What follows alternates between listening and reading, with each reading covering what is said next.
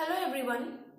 In this video we are going to discuss about potential energy and potential energy due to a dipole in an uniform electric field. So before we discuss the potential energy due to a dipole in a uniform electric field, let us discuss a few things about potential energy. So let us first see what is the definition of potential energy. So it is the amount of work done by an external agent in assembling the charges in a system by bringing each of the charge from infinity. So suppose you have a charge here Q1 and a charge here Q2. Now this charge Q1, we have kept it here and no work will be done in bringing this charge from infinity because as we know this charge, because work has to be done against the external field, so there is no external field, there is no field here, so no work will be done. But in bringing Q from infinity, we have to do work against the field. We have to bring it from infinity to a point B against the electric field created by this charge Q1. So work done in bringing this Q2 from infinity will be given by Q1 into V. So what is V? V is the potential due to, this will be Q2 into V, and V is what? V is the potential at point B due to the charge present at point A. So it will be Q1 by R. So we can write K Q1 Q2 by R. This is the work done. Now this work done is stored as potential energy of the system. So U can be given as W2 as K into Q1 Q2 by R. So this is your potential energy. Now this is the potential energy of a two charge system. In this system there are 2 point charges. Now what will happen if there are 3 charges in the system? So for a 2 charge system we can write it as Q1 Q2 by R. This is the formula. Now if we have a system of 3 charges,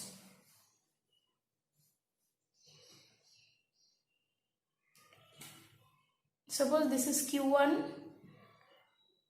this is Q2 and this is Q3. Then we can write U as, let us take K common, Q1 Q2 by R. Suppose this is R12. This is, similarly this distance is R13 and this distance is R23. Plus Q2 Q3 R23 plus Q3 Q1 R13.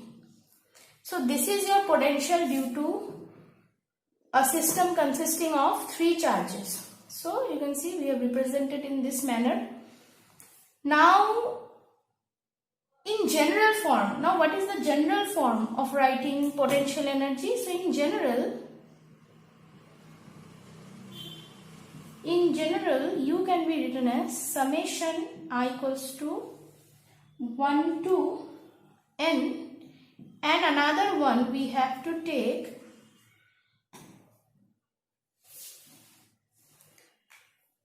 let us write it here somewhere.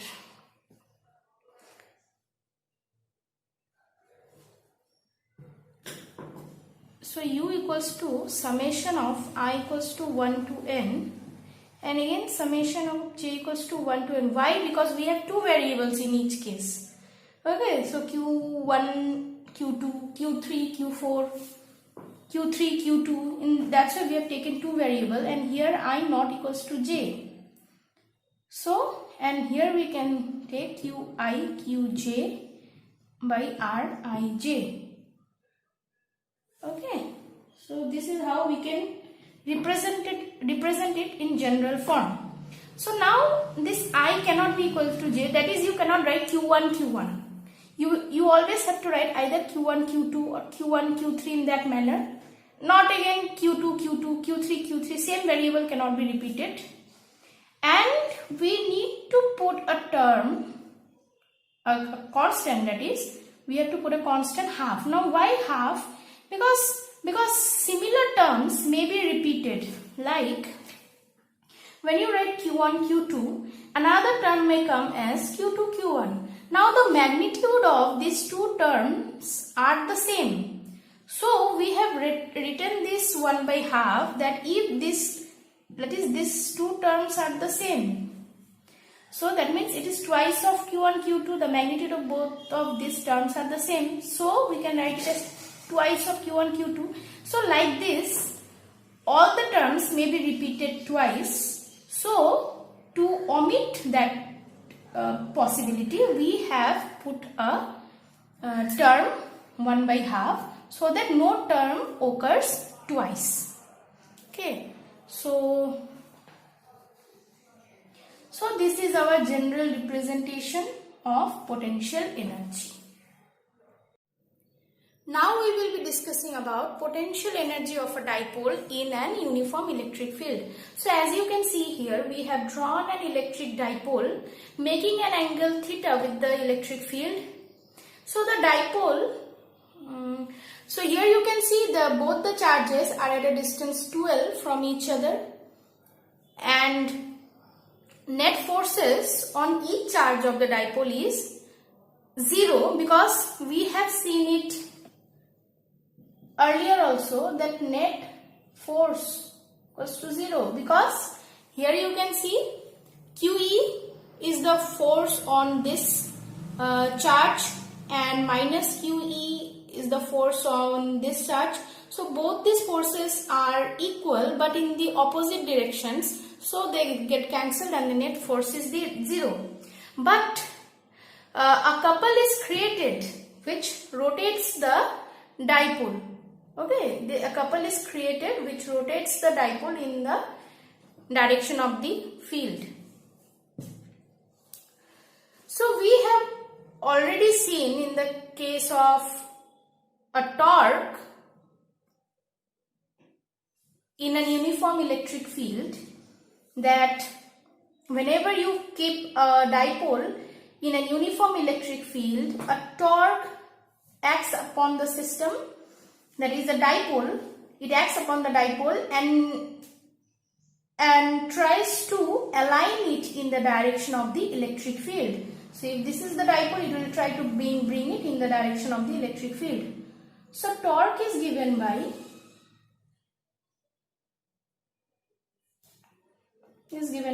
tau equals to either force into perpendicular distance between the charges. So we can write here QE into 2L sin theta, because 2L sin theta is the perpendicular distance between the charges. So here we can write it as PE sin theta, since P equals to 2QL. Dipole moment, we all are acquainted with this. So now let us calculate the small work done in rotating the dipole.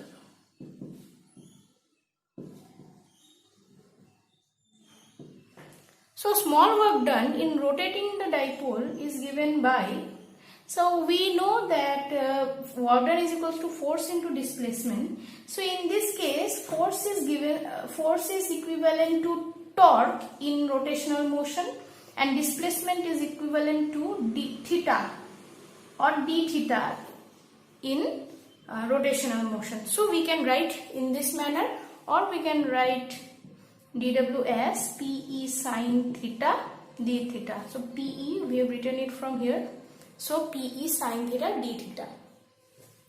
Now we have to calculate the total work done in rotating the dipole through an angle theta 1 to an angle theta 2.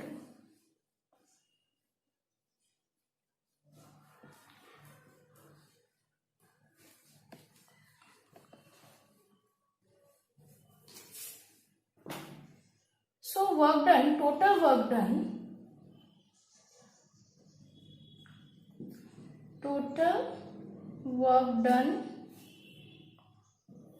in rotating the dipole from an angle theta 1 to an angle theta 2 will be given by theta 1 to theta 2 dw, that is small work done. So small work done can be written as PE sin theta d theta. So there will be d theta also. So now we can write, so P will come outside, E will also come outside, because we have to keep this term only because it has theta d theta. So now we know integration of sin theta gives us cos theta. So this can be written as PE minus of cos theta 2, then minus of, again one minus will come, so it will give us plus cos theta 1. So we can write it as PE cos theta 1 minus cos of theta 2. So this is your work done. Okay, so this is your work done. Now this work done, okay, so minus, okay, yes, so this is your work done. Now this work done is stored as potential energy of the system. So again let us erase some of the portion. You can pause it and try to write down the deductions.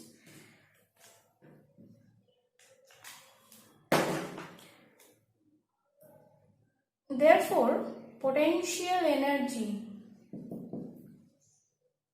of the system U will be equals to W.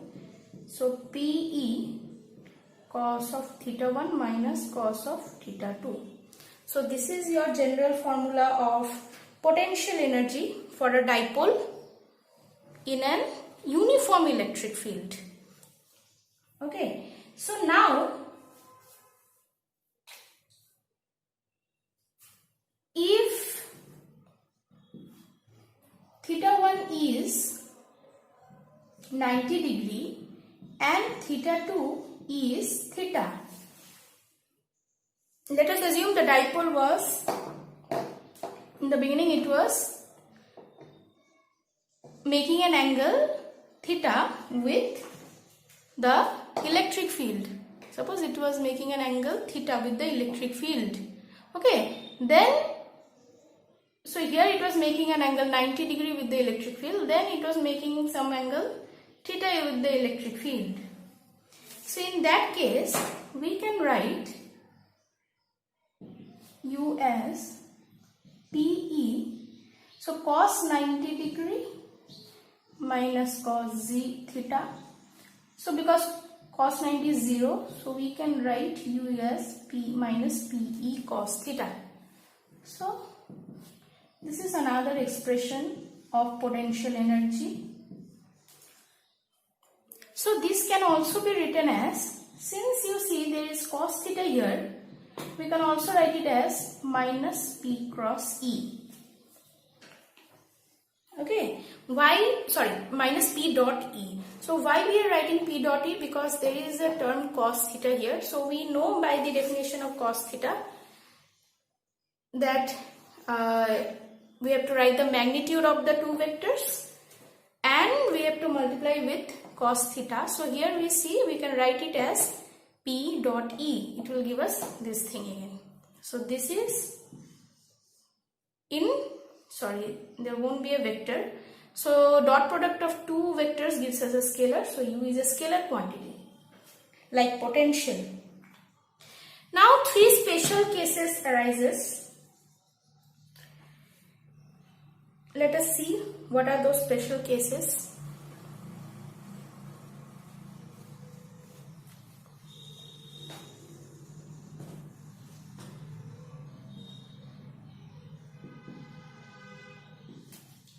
So in the first special case,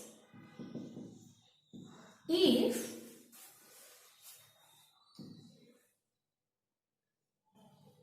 theta equals to 0 degree, if theta equals to 0 degree, then what will be U? Then U will be minus PE cos 0 degree, it is minus PE. So U's value will be minus PE. So this is the case of stable equilibrium. This is the case of stable equilibrium. That means both of them will be aligned in the same direction. That is, if this is your electric field, then your dipole will be along this direction. That is, the dipole moment will be along this direction. Okay. So it is making an angle 0 with the electric field. That is, it will be parallel to the electric field, we can say. It will be in the parallel direction with the electric field. Now, in the second case, we can see if theta equals to 90 degree, and in the third case, we will see if theta equals to 180 degree. So here we can see U equals to minus PE cos 90 degrees. So cos 90 is 0. And here we can see U equals to minus PE cos 180 degrees. So cos 180 equals to minus 1. So minus 1 and minus will give you PE. So this is the maximum potential energy. This is the minimum value. This is the minimum value. This is your maximum value. Maximum value. And this is also the position of unstable equilibrium.